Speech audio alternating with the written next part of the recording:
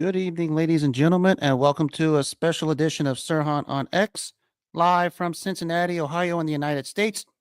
It is NFL Draft Night for all my NFL and football followers. Happy NFL Draft Night! And we're going to get right down to it. Basically, it's NFL centric tonight. Before I start with the draft, I'd be remiss if I didn't touch on the sad week in the NFL this week. First off, it is the passing of the standout play-by-play commentator Mike Patrick. You guys remember when ESPN Sunday Night Football was the premier primetime football network across the United States in the Sunday night slots? It is Mike Patrick and Joe Theismann who called the games to mere perfection. Of course, Patrick also called games in the ACC, most notably when the UNC Duke rivalry was at its apex in the mid to late 90s. But he was basically known for being a play-by-play guy in the NFL field for Sunday Night Football. And it was a sad loss, obviously, and a bad loss for the NFL community. I always said him and Theismann were one of the better duos in football broadcasting. Of course, the gold standard would always be Pat Summerall and John Madden. But Mike Patrick and Joe Theismann were a hell of a duo. Mike Patrick, just a stand-up guy, and it was just a sad day earlier this week when the news broke that Mike Patrick passed away at age of 80. May God rest his soul, and may those in the NFL broadcasting field, as well as the family and the close ones of Mike Patrick, are finding peace at a tough time this week. And of course, late last night, it was the passing of the standout Chicago Bears Steve McMichael. The defensive tackle for the Chicago Bears. Of course, a key piece of that 4-6 defense that won the Super Bowl in 1985, among many others on that particular roster. Of course, made his way into the wrestling industry, as we all know, with a commentator, and spent time in the wrestling field also. Maybe his greatest achievement was back in the late 90s when he sung the seventh inning stretch in Chicago and called out Angel Hernandez, the disgraced, pathetic, sorry-ass human being of a Major League Baseball umpire, and let him have it in front of a public audience. Of course, Mungo had the unfortunate health issues with ALS, was at least was able to survive enough to see him get inducted into the Pro Football Hall of Fame, which was richly deserved. And it was a sad day all around for the football community, especially in Chicago, when the world lost Steve McMichael. Just a standout defensive standout and a terrific guy. Just like with Mike Patrick, may the family and also the Chicago Bears community find peace and condolences in the time of need, losing a standout piece of that terrific 4-6 defense of the Chicago Bears that went to the Super Bowl and won it all in 1985. Now, we're going to get right down to it. It is the NFL Draft. Everything is so unpredictable outside of number one. I mean, we know who's going number one. It's going to be Cam Ward to Tennessee. You might as well just ice that up. It's all said and done. But I said from 2 all the way down, who knows what's going to happen? I mean, I'm going to focus tonight on the NFC teams and some of their needs, simply because I did the AFCs the other day. Going to be focusing more on needs. I don't do mock drafts. I think mock drafts is just a useless piece of tool, especially for the ones that use it here in Cincinnati, because we have too many people in Cincinnati who are basically just living in their mama's basement, growing beers to the equivalent of ZZ Top, and just want to pep on their phones. They have nothing better to do with their lives, so they want to do mock drafts, especially in Cincinnati. But today is the end of it, and it's basically counting down to the final hour, 53 minutes from now. So I'm going to just touch on the needs of the teams in the NFC. Basically, I'm not doing who they're going to pick, but there's going to be needs. Basically, every team in the draft we know has a need. I mean, we get it. I mean, some are more glaring than others.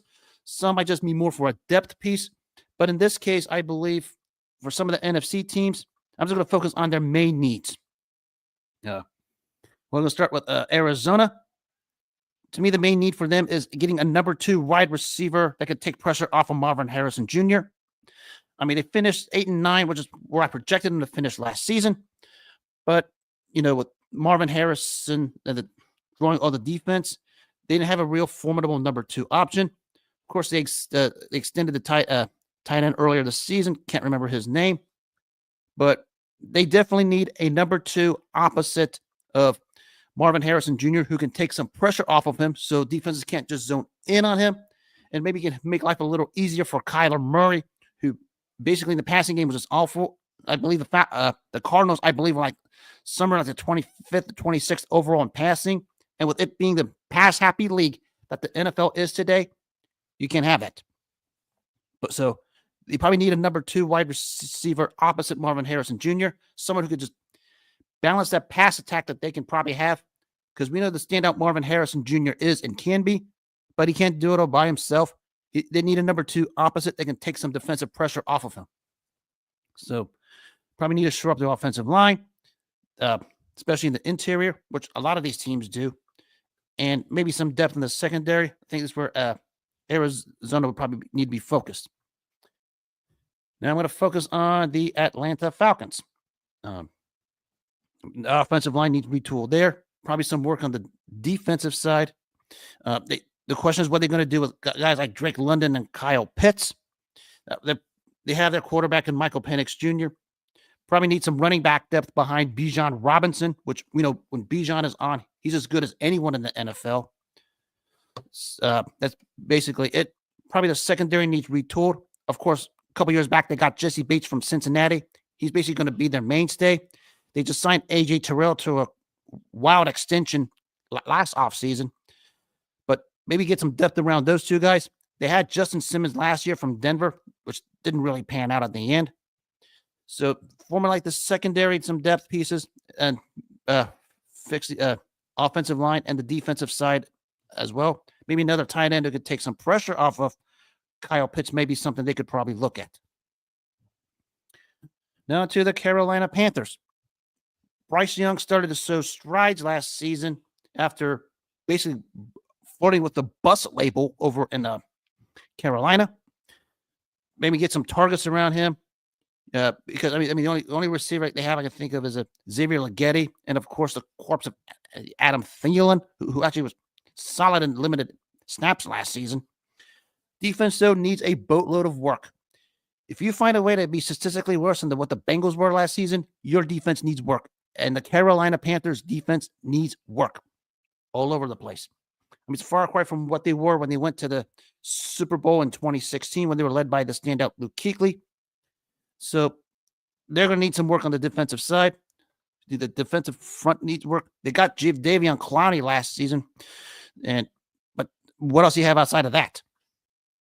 But good luck with that one. The offensive side looks like it's trending in the right direction. Bryce Young, I think, is going to be better. He started finding his niche a little bit last season, but they need some. He might need some more weapons, and the defense just needs serious work. Now to the Chicago Bears. The thing with the Bears is, retooling that offensive line. I guess probably a common theme in these NFL drafts, especially when you have a quarterback like Caleb Williams, who you need to protect. Who those on my show last time, I basically said when you have a franchise quarterback, invest in an offensive line so you can protect them, and that's what the Chicago Bears need to do. I mean, they need to invest in an offensive line to protect Caleb Williams, maybe find a tight end probably in this draft also. They do have the standout Rome Odunze at wide receiver, a good standout target for Caleb Williams. That's going to be that's basically solidified right now. And retooling that secondary, because I said after that wild finish in Washington where Jaden Daniels just threw it basically over the head of Tyreek Stevenson, were bounced off his helmet and landed into the hands of the receiver. The secondary just fell off the map as the season wore on because that loss basically broke him. Basically, that win parlayed Washington to the playoffs and got Chicago just hitting the downturn. Although Chicago played much better than they had the previous couple seasons. Just rework that secondary, get that offensive line so you can protect Caleb Williams better. Maybe a receiver opposite Rome Odunze would be something you could probably look at. But there's also work need to be done because you basically forked out basically, you got a lot of draft capital when you got Caleb Williams. Now use the draft capital to put a team together. Now, of course, they have the offensive mind, Ben Johnson from Detroit, as their head coach. But let's see where Chicago goes from here.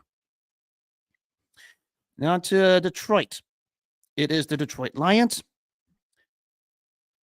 I mean, they just extended Kirby Joseph to the richest contract in the history of the safety position, which I expected to be eclipsed by Kyle Hamilton of Baltimore here at some point.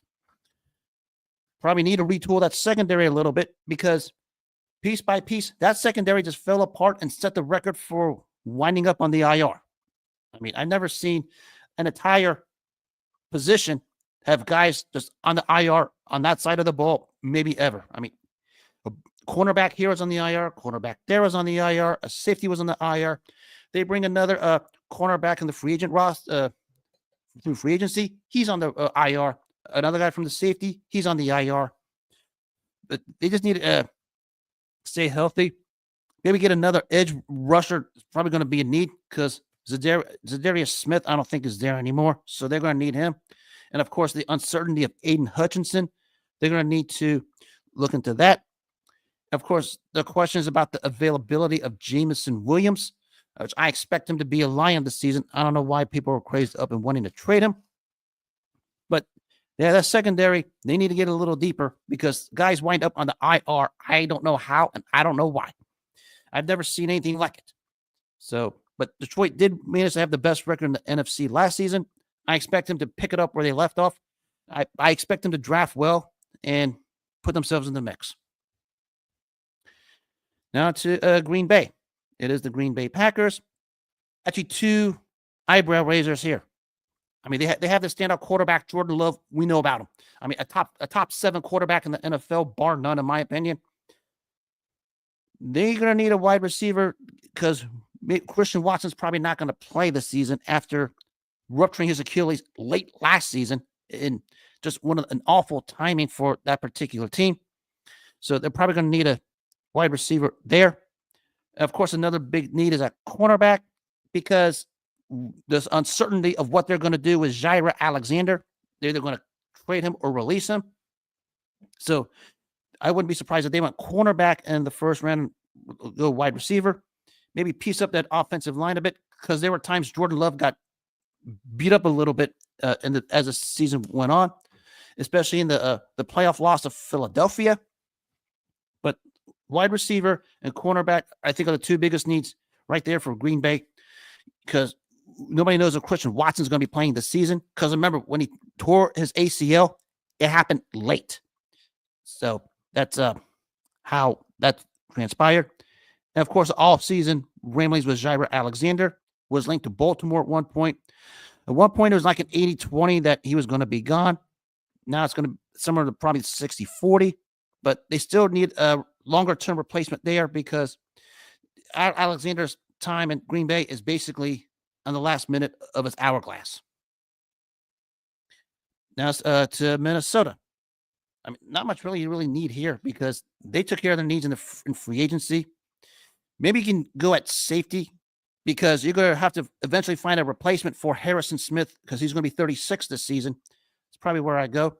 Fix up that offensive line a little bit. I mean, and you just hope J.J. McCarthy can come back from the meniscus injury and actually produce. Remember, they drafted him seventh overall for a reason. So that's what Minnesota has. Now, I'm not saying they're going to come out of the NFC because a lot of things to factor. But the Vikings had an excellent draft last season and basically had an excellent free agency this season. The only thing I probably think of is you could probably look for a safety to eventually take the reins of Harrison Smith, who's going to be 36 and is on that downturn himself.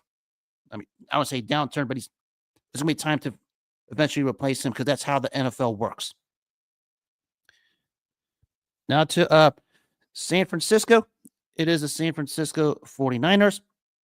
It's a mess all over the place. They're going to need a linebacker with guys like Dre Greenlaw going to Denver. And, of course, Devontae Campbell. We know what happened last season when he refused to go in. Probably never plays another down in the NFL again.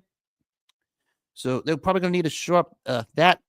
fix the defensive interior a little bit because that's going to be needed. Secondary just got demolished. Offensive line needs work. Eventually, they're going to need a left tackle to replace Trent Williams, who just can't go on forever. And, of course, the uncertainty of Brandon Ayuk. Maybe they could use a receiver. They already have Ricky Purcell, but we know what happened in the offseason last year where he got shot in the middle of some wild scene in California. They're going to need a receiver. They definitely need to see what's up with their linebackers. Maybe another edge rusher opposite Nick Bosa is going to be a need also. So the 49ers have an interesting dilemma this offseason. Of course, they got an extra pick when they sent Deebo Samuel to Washington. So they have a few draft picks. They could find a way to get the things together.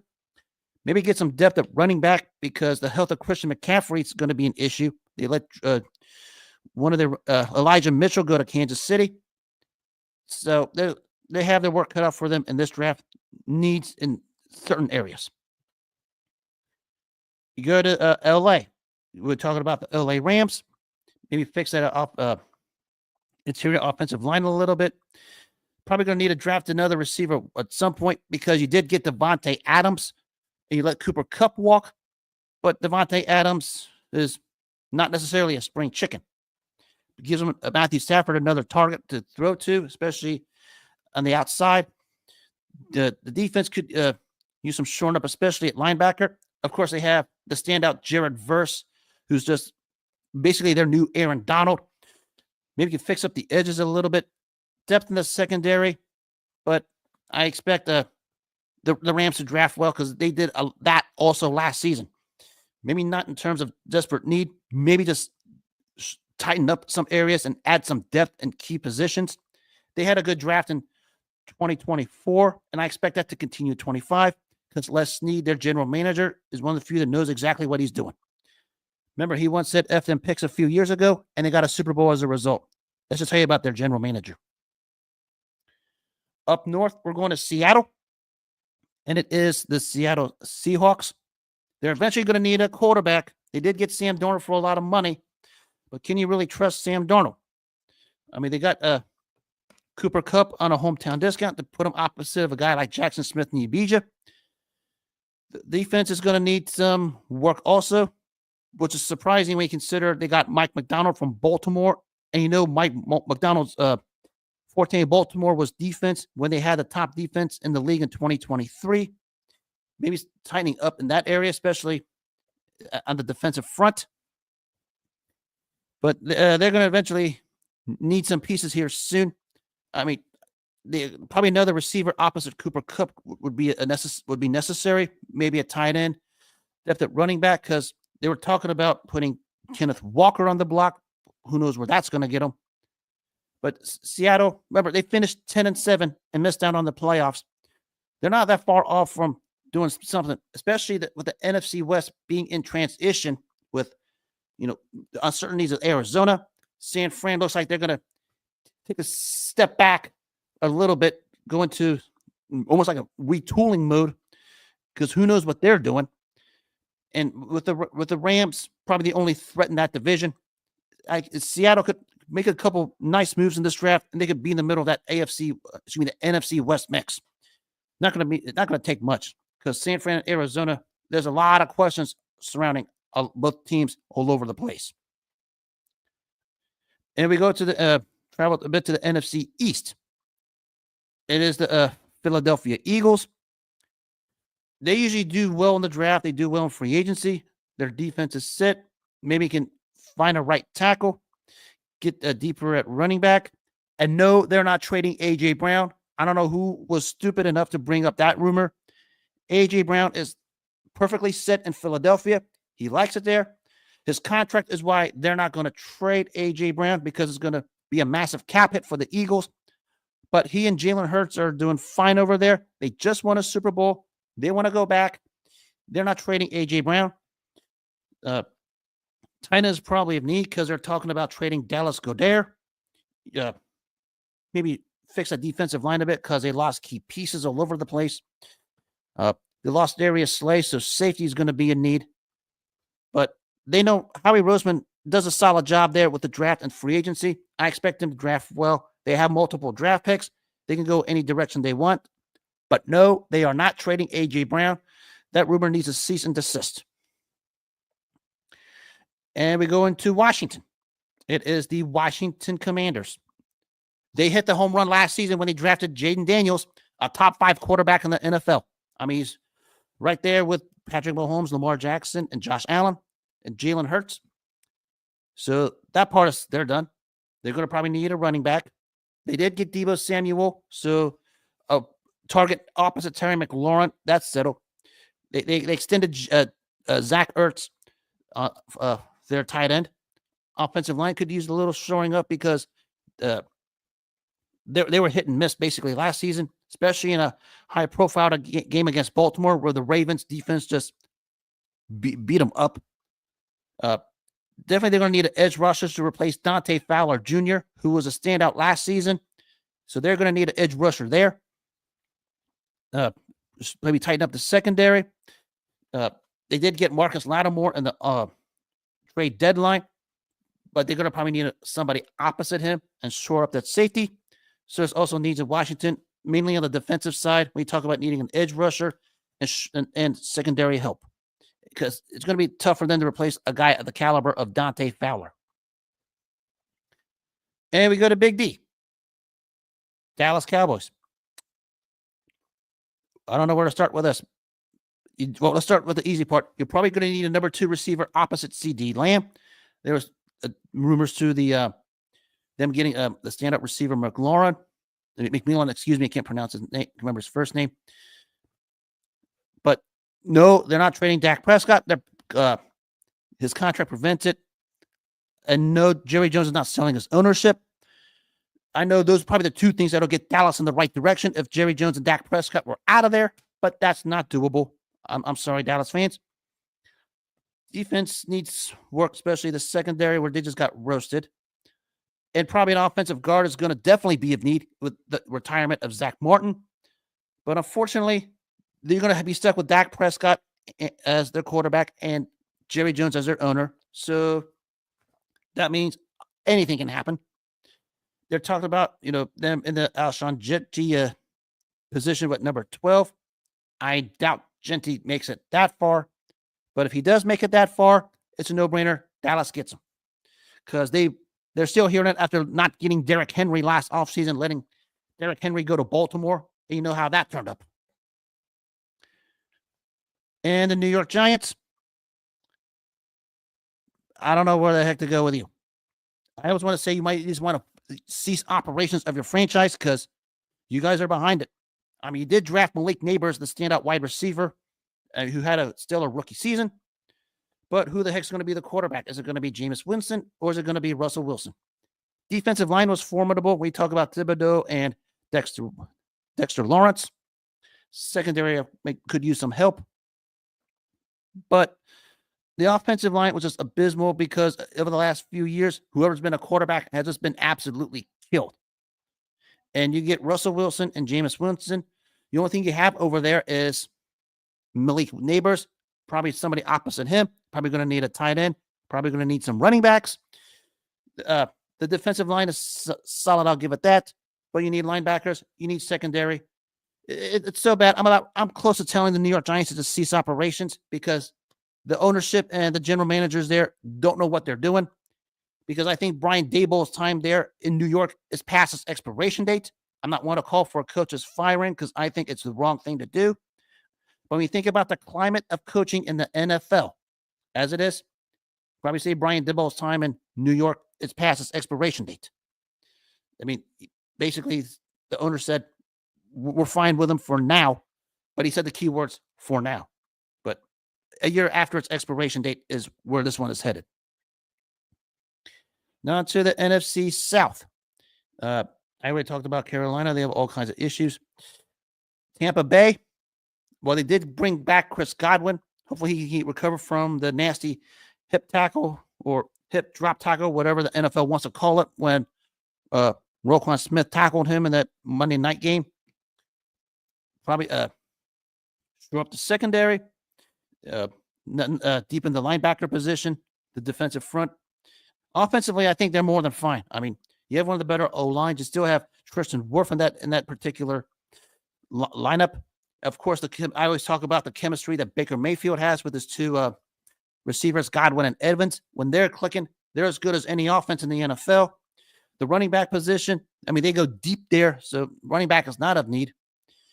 I mean, they're still going to be the team to win the NFC South. They're going to be the team to beat. The defense needs some work, especially in the secondary, where they just gave up a boatload of yards all over the place. So they're going to need to retool that secondary a bit. But their offense is fine. Defense needs work. I already said the Atlanta Falcons. The last one is the New Orleans Saints. You might want to just basically whatever plan you had for your team, especially a defense that's basically a year or two past its expiration date when it comes to its collective age. You may want to write the plan on a piece of paper, take it outside, and find a torch and just blow it up, because you're not going anywhere anytime soon. You're going to need a quarterback. You were talking about in the whole fiasco with Shedeur Sanders. I mean, you have Spencer Rattler. I mean, what good is he? You let Taysom Hill walk. I mean, outside of Chris Olave, I don't even know who the heck your wide receivers are. You still have Alvin Kamara, who's only good for fantasy points. That's pretty much it. The offensive line, it's a mess. I mean, I can go on about what they need. I'm sorry to my a fellow friend of mine, Mike Yates, who's a New Orleans fan. He's probably going to let me hear about it. But the Saints need work all over the place. And that, especially the defense that basically, not only are they in cap hell, but that defense is basically a year or two past its expiration date when it comes to its years. They did get Justin Reed to help out his secondary, but I'm not sure how good he's going to help. So there's work to do in New Orleans. And if there's any other teams I missed, now I guess I covered them all. That is my NFC draft needs. I don't do mock drafts simply because I think mock drafts are just pathetic. One thing I'll say about this draft, it has more uncertainty maybe than ever. Simply because outside of Cam Ward, everything is up in the air. They're talking about the Giants and the Browns fielding calls for their number 2, number 3 picks respectively. But I think because Andrew Berry is an idiot, he'll find a way to trade it or draft somebody stupid, which he should draft Abdul Carter. I think that's the answer for Cleveland, but we know Andrew Berry is an idiot. He doesn't know how to think like a smart guy. He thinks like an idiot. And they're going to do something stupid with that number 2 pick, which it should be Abdul Carter, because I've said all along, pound for pound, Abdul Carter is the best player in this particular draft. But we know Andrew Berry's an idiot, so we'll let Andrew Berry be an idiot. Giants, they're probably going to, if Cleveland is stupid enough to take Travis Hunter, which we know Andrew Berry's going to do, they'll probably get Abdul Carter, put him on that defensive front. It's going to help that defensive front immensely. Now, talk about trading the pick. There's now talk about Jacksonville trying to move up. You know, this team wants to move here. Of course, everyone in the middle area is trying to leapfrog for Shedeur Sanders, who I think may get the Aaron Rodgers treatment in this particular draft if it's not careful. If you remember, Aaron Rodgers in the 2005 draft was projected to go number 1 overall to San Francisco. And it turned out they drafted Alex Smith. Rodgers fell to 24th to Green Bay. That's what Shedeur Sanders may be looking at and staring at in this particular draft. Now, I know this hubbub that Pittsburgh wants to move up to get him. I mean, I get it. But I said Pittsburgh, I think they would be smart to stick with Mason Rudolph and maybe take a flyer on someone like Will Howard, because the quarterback class in this year's draft is not necessarily all that great. I mean, it's good. I'll give it that. But it's not, everyone's making it out to be.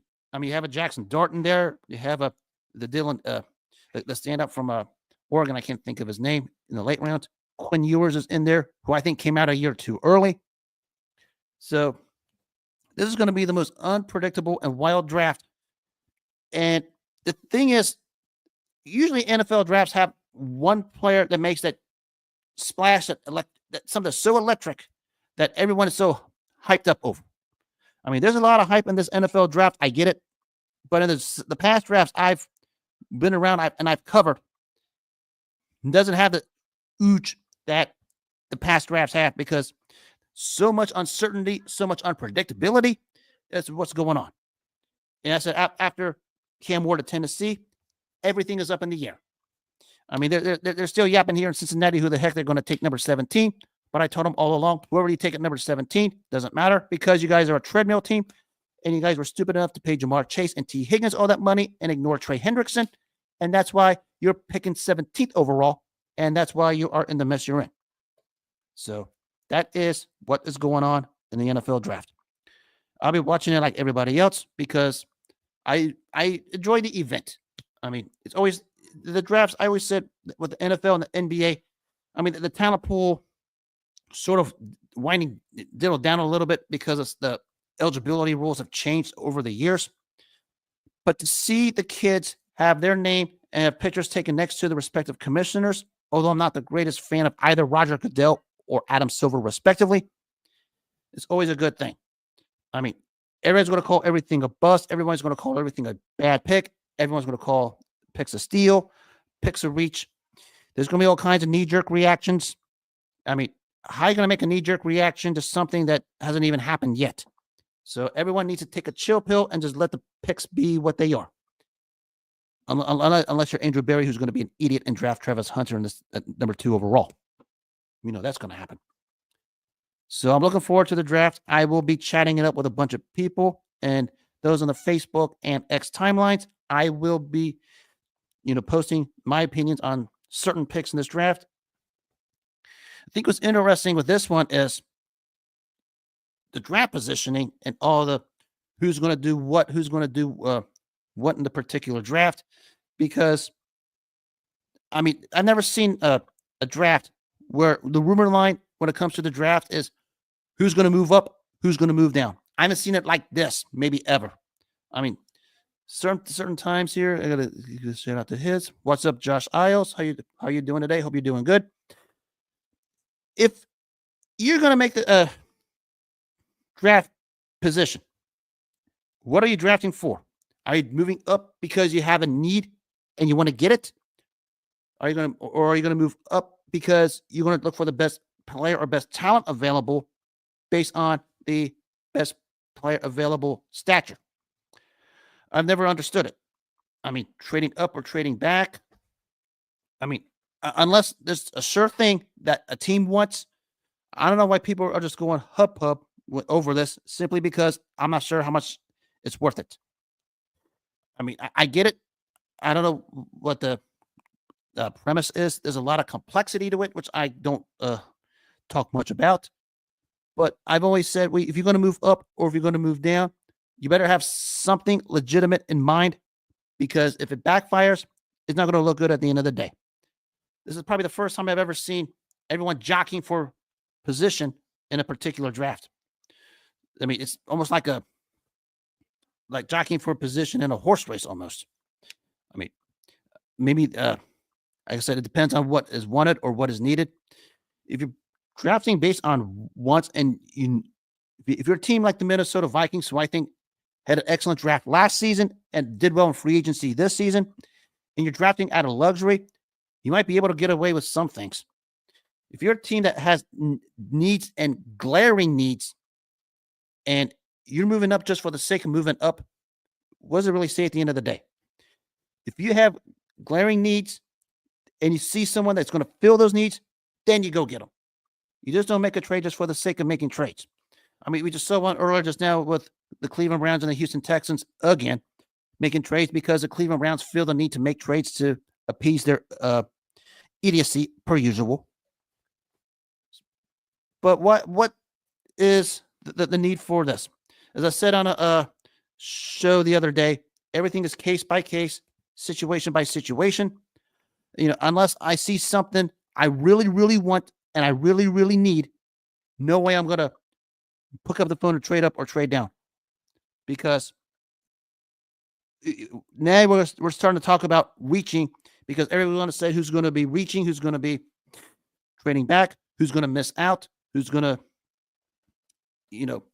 position for whatever. Because let me remind you, the Buffalo Bills are still hearing it because twice, actually check that, 3 times they traded with the Kansas City Chiefs. And what did the Chiefs get out of it? This fellow named Patrick Mahomes, who turned out to be a good one. The standout cornerback named Trent McDuffie, who turned out to be a good one, and a standout receiver named Xavier Worthy, who's turned out to be a pretty darn good rookie last season. You don't want that. You don't want that. Because right now, Kansas City reminds Buffalo about those 3 trades.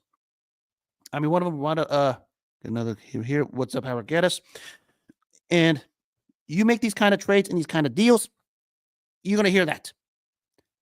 But I find it interesting this season. I'm hearing about draft position more and more because there's so many question marks coming out of the draft. I mean, everybody knows this. I mean, that's why I focus on the needs and as opposed to the who's. Because I said when it comes to the who's, you can watch your you can watch your film study, you can watch your, draft, pull up your draft stuff on Draft Express or whatever the NFL's version of it is. You can watch your combine. You can pull up your combine numbers. You can do the thing that you used to do. I don't know if they do it still, called the Wonderlic test. That doesn't tell the whole story. What are you going to draft on? You can pull up all the stat sheets you want. That doesn't do it. I mean, you have to maybe find a combination of it, but that's what makes NFL drafts actually intriguing in a way, also fun, and also makes you guessing. Problem is, you don't want to second guess. I can't wait till 8 o'clock gets here because for one simple reason, I'm tired of mock drafts. Number 2, this draft has sort of strung itself out longer, at least perception-wise, than it should because of all the rumor mills when it comes to draft positioning, people wanting to pick up the phone. I can't wait till 8 o'clock gets here, and I can't wait to just chat up with a bunch of you guys because it's going to be interesting. And that will wrap up this special edition of Sir Hunt on X NFL Draft Style. I hope everyone who's watching the draft tonight enjoys it. I hope everyone has themselves a wonderful rest of the day, the 24th of April, 2025, and the weekend, as I will be back Monday. And as always, make self-care your number 1 priority in life. Take care of yourself first before you take care of anything else. If you don't take care of yourself first, nothing else matters. Take care of yourself first, and good things will always follow. Enjoy the NFL draft to my NFL followers. Have a good rest of the night. Have a good weekend. Take care of yourselves. God bless, and I'll be seeing you guys soon.